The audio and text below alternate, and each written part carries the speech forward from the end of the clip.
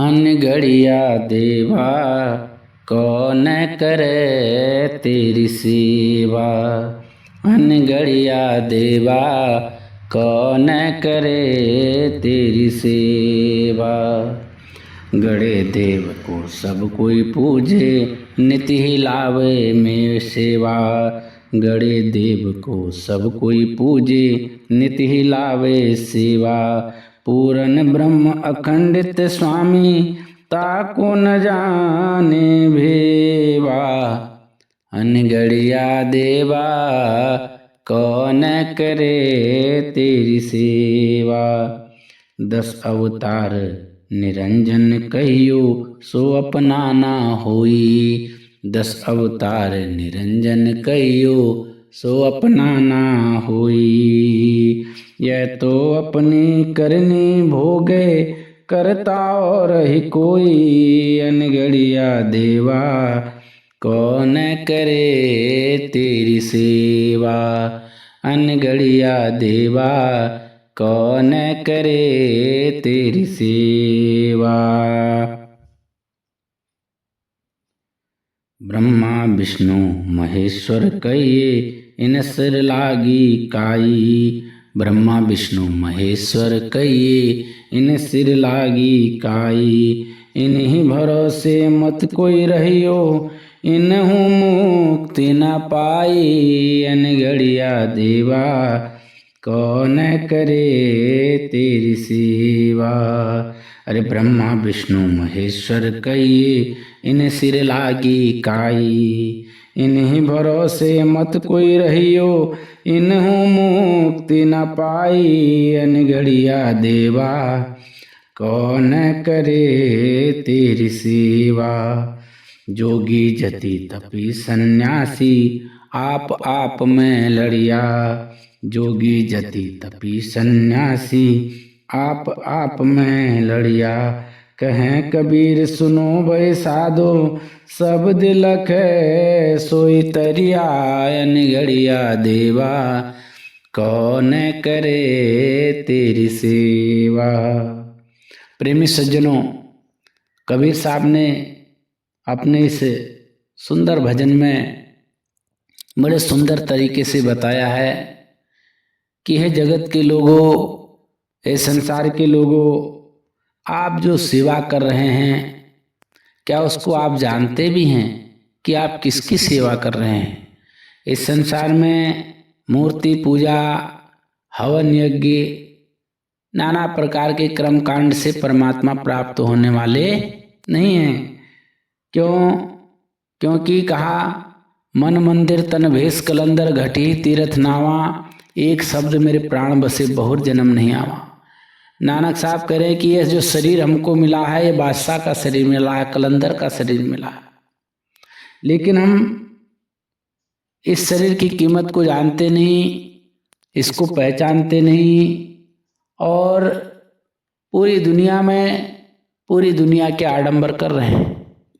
जिस परमात्मा ने यह अमूल्य शरीर बनाया, यह सुंदर शरीर बनाया, जिस शरीर में उस परमात्मा ने अपना मुकाम बनाया, लेकिन आज हम उसको खोज नहीं रहे हैं। आज हम संसार में नाना प्रकार की भक्ति में लगे हुए हैं। कबीर साहब कहते हैं अनगढ़िया देवा कौन करे तेरी सेवा।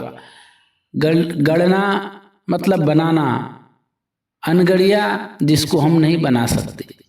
किसको नहीं बना सकते? आपने देखा होगा एक शिल्पकार तमाम पत्थरों को अपने कला से भगवान का आकार दे देता है। छीनी हथौड़ी की चोट से उसमें भगवान के आकार का स्वरूप ले आता है। तो वो एक कारीगर के द्वारा बनाई हुई मूर्ति है जिसको हम अपने घर ला करके पूजा पाठ हवन यज्ञ करते हैं, उसकी अर्चना करते हैं।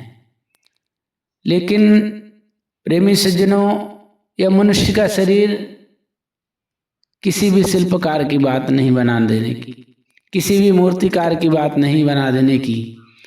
यह जो मनुष्य का शरीर है यह उस परमात्मा के कृपा से ही हमें प्राप्त होता है। तो इसलिए कहा अनगढ़िया देवा कौन करे तेरी सेवा। जिस शरीर में वह परमात्मा रह रहा है, जिस शरीर को परमात्मा के सिवाय और दूसरा कोई कारीगर नहीं बना सकता, ऐसे अनगढ़े को बिना बना जो कोई इसे बना नहीं सकता, उस शरीर को, उस मंदिर को कोई पूज नहीं रहा, इसकी सेवा कोई नहीं कर रहा। यह मनुष्य का शरीर एक ऐसा शरीर है जिसको पा करके हम परमात्मा की भक्ति करके उस परमात्मा को प्राप्त कर सकते हैं। संसार में हम नाना प्रकार की भक्ति कर रहे हैं और दूसरे चीजों की भक्ति कर रहे हैं, लोगों के द्वारा बनाए हुए वस्तुओं को पूज रहे हैं, लेकिन जिस परमात्मा ने अमूल वस्तु बनाई, यह अमूल जीवन दिया, उस शरीर की हमको कीमत पता नहीं, उसको हम नहीं पूज रहे हैं। गड़े देव को सब कोई पूजे, निथि लावे सेवा।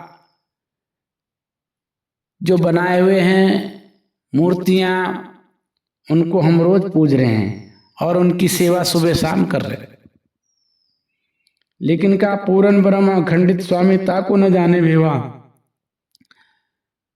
जो अखंडित स्वामी है, जिसका कभी खंडन नहीं होता, जो पूर्ण है, उसका हम भेद भी नहीं जानते। इसी भेद को बताने के लिए संसार में कबीर साहब ने इस धराधाम पर आकर के जीवों को चिताया। लेकिन प्रेमी सज्जनों, फिर भी आज हम इस बात को मानने वाले नहीं, इस बात को समझने वाले नहीं। इस संसार में जितनी भी हम भक्ति कर लें, जितना भी हम गंगा स्नान कर लें, जितना भी हम हवन यज्ञ कर लें, जितने भी हम बनाए मूर्तियों की पूजा कर लें, इससे परमात्मा मिलने वाला नहीं है। इसलिए कह रहे हैं, अगर किसी मूर्ति की पूजा करनी है, किसी देव को पूजना है, तो वह आपका स्वयं का शरीर है, अपने आप की आत्मा है। इस शरीर को चलाने वाली जो आत्मा है, इस शरीर में जो आत्मा रह रही है, हमें उसका ज्ञान होना जरूरी है। वह आत्मा क्या है? जब तक हम इस अनगढ़े हुए शरीर को, जिसको केवल परमात्मा ही गढ़ सकते हैं, इसको जानने की कोशिश नहीं करेंगे, इस आत्मा को जानने की कोशिश नहीं करेंगे, माफ करना, तब तक हम संसार में गड़े हुए देवताओं में फंसे रहेंगे। 10 अवतार निरंजन कहिए सो अपना ना होई, यह तो अपनी करनी भोगे करता और ही कोई। 10 अवतार जो बताए गए, 10 अवतार निरंजन कहिए सो अपना ना होई। जिस निरंजन ने ये पूरी सृष्टि रची, ये अवतार रचे, ये रचना रची, वह भी अपना नहीं है। क्यों? क्योंकि इस संसार में चाहे देवी हो, देवता हो, कोई भी जीव हो, वो अपने कर्मों का भोग भोगने के लिए इस संसार में आ रहा। इस संसार में जन्म ही उसका अपने कर्मों को भुगतान करने के लिए है। तो वो करता तो कोई और है। 10 अवतार भी वो करता नहीं है। कितने अवतार हुए इस संसार में, कितने होंगे, लेकिन वो परमात्मा केवल एक है, संपूर्ण ब्रह्मांड में केवल एक है। तो इसलिए कहा 10 अवतार निरंजन कहिए सो अपना ना होई, वह तो अपनी करनी भोगे करता और ही कोई। क्यों? क्योंकि करता कोई और है। उस निरंजन को भी, उस काल को भी बनाने वाली कोई पावर और ही है। का ब्रह्मा विष्णु महेश्वर कहिए इन सिर लागी काई, इन्हीं भरोसे मत कोई रहियो इन्हें मुक्ति न पाई। कि ब्रह्मा विष्णु महेश, इनके ऊपर भी इनके कर्मों का बोझ लगा हुआ है। इन सिर लागी काई, ये भी अपने कर्म बंधनों में बंधे हुए हैं। यह भी चाह करके उस परमात्मा की भक्ति नहीं कर सकते। इसीलिए कहा है कि यह देव दुर्लभ तन है, देव दुर्लभ शरीर है। हमारा यह मनुष्य का शरीर जो है वो देव दुर्लभ है।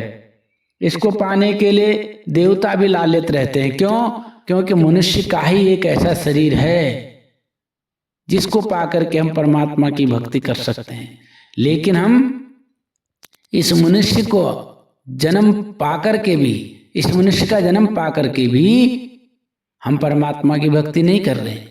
हम किसकी भक्ति कर रहे हैं? किसी कलाकार के द्वारा, किसी शिल्पकार के द्वारा बनाई गई मूर्ति की।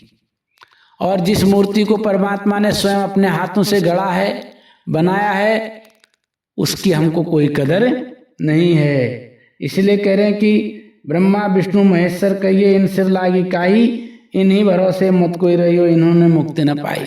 इनको भी मुक्ति नहीं मिली, यह भी संसार में अपने कर्मों का ही भुगतान भोग रहे हैं। तो आज हम इनकी भक्ति करके क्या परमात्मा को प्राप्त कर सकते हैं?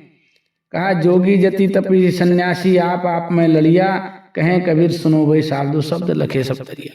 इस संसार में नाना प्रकार के योग करने वाले, तप करने वाले, सन्यासी, बैरागी, त्यागी, ये सब हैं।